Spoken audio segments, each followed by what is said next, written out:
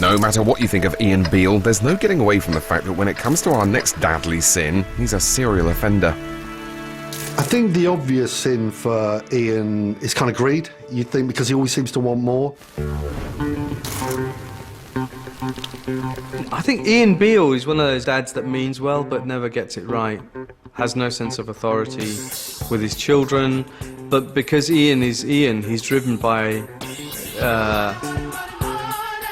greed and money.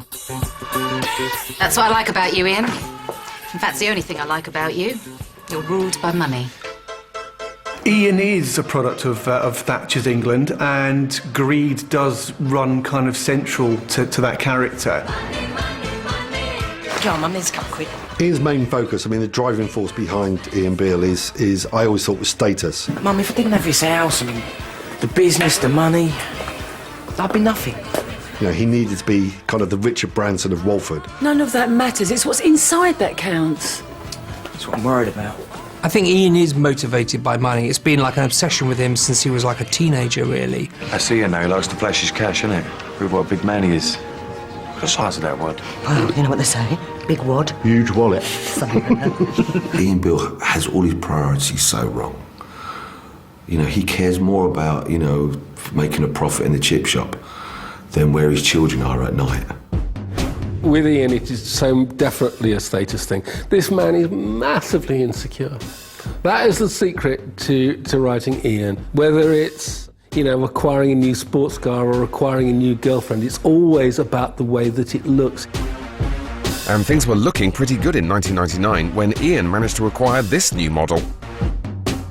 Here's to the most beautiful woman in the world. Melanie Beale, my wife.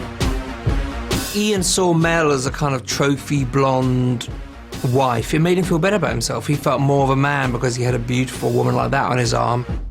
Mel's the only girlfriend, wife of Ian's who he hasn't been able to buy the affection of. And so when he felt her slipping through his fingers, he really did sink about as low as you can go. In one of the worst crimes ever committed by a father, Ian persuaded Mel to marry him using the only collateral he had left, his young daughter's health. Ian told Mel that his daughter was dying of cancer, so Mel would stay. Oh. And what about Lucy? 6 months' time. She might not even be here by then. I mean, are you really going to be the one to take all that away from her? A big fairy tale wedding? Only Ian Beale would do something like that.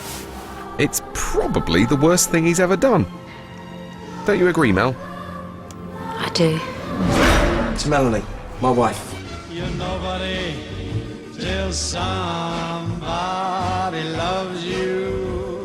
Yeah, Ian was very bad in that wedding, and pretending his daughter had cancer when she didn't was probably one of the lowest things he'd ever done.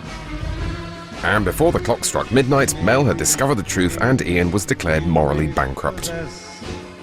Sorry. Yeah, I don't think that's going to cut it.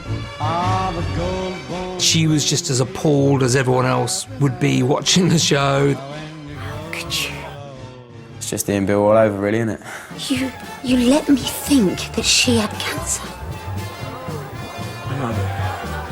Oh, shoot, I've really messed up. You lied to me, to Kathy. What else could I do? Tell the truth! How could I? I couldn't risk it. You can't cheat someone into loving you, Ian. Don't you know that? Unforgivable, actually. She quite rightly ran off on their wedding night, I think. Good for her. Don't leave me like this, please. I need you, Mel. Love you. Well, guess what, Ian? I don't love you. And I never have done.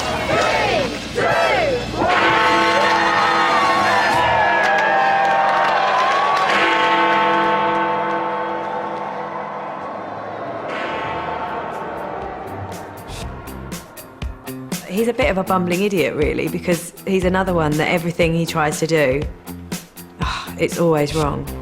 He actually pretended his daughter had cancer to con one woman into marrying him, you know? Yeah, try and keep up, Jane.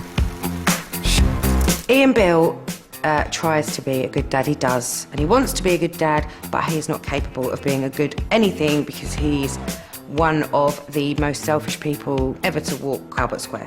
Sadly, that